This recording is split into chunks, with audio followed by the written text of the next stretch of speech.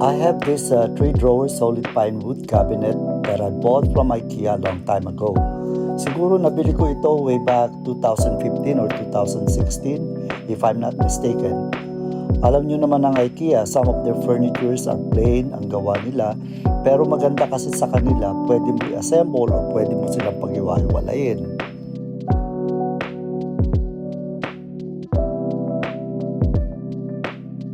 The first thing na ginawa ko, palitan ng mga paa niya. So I decided to look ng paa online at buti na lang may nakita ko na match sa kanya.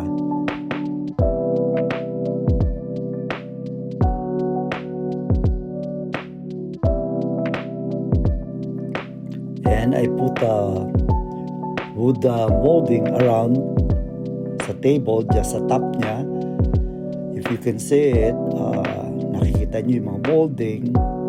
So, yan, inilagay ko siya. And I sanded the gaps to make it a more clean and smooth finish. So, yan, yung mga moldings na inilagay ko. I never use a nail or pako. I used wood glue on that. So naisip ko hanggang gusto ko na gawin siyang vintage furniture na may carving design. At dahil mahirap maghanap ng carving wood or very expensive kung bibilin mo, naisip ko na search ako at nakita ko nga na you can buy silicone molder online. So at yun ang binili ko, and I was not mistaken. I was able to create a beautiful curved design using silicone molds. Medyo may katagalan lang ang proseso sa paggawa dahil maghihintay ka pa na patuyod pa isa-isa. Kaya kailangan lang ng tiyaga at pasensya sa paggawa. Kung nakikita niyo yung mga curved design na pinipinturahan ko, ang ginamit ko dyan ay resin. So I mix resin, may hardener siya para mag-create siya ng design. Yan ang inilagay ko sa silicone mold. Sumunod naman ay ang kulay. Sana ang kulay na gagamitin ko ay parang powder blue, kaso ang natanggap ko ay itong turquoise color. Sabi ko okay naman at maganda din. So after painting ay naisip ko na gamitin ko larawan ng aking ina. Dahil siya ang inspirasyon ko at maging highlight ng project na to. Naghanap na naman ako kung saan ako pwede magpagawa ng customized na decoupage sa size na gusto ko at sa larawan na gusto ko din. Wala akong makita na gumagawa, so no option. And so I decided na ako na lang ang gumawa at hindi ako nagkamali. At eto, ang ganda ng kinalabasan.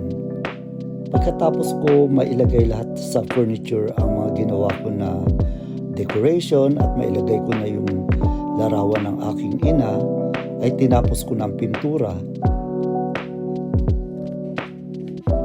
After that,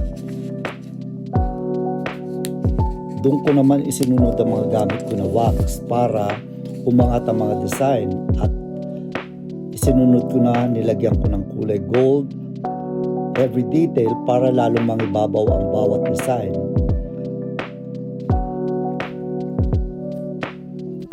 Medyo matrabaho kasi sa paglalagay ng wax, kailangan mo muna ilagay yung clear wax and then yung black wax para umangat yung mga detail niya sa furniture.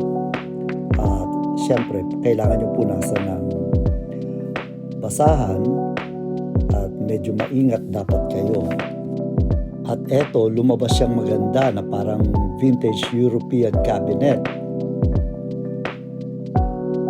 And finally, I replaced the wooden handles with crystal handles.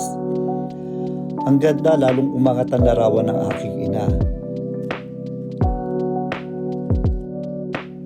Ikaw, tatanungin kita, nagustuhan mo ba ang ginawa ko?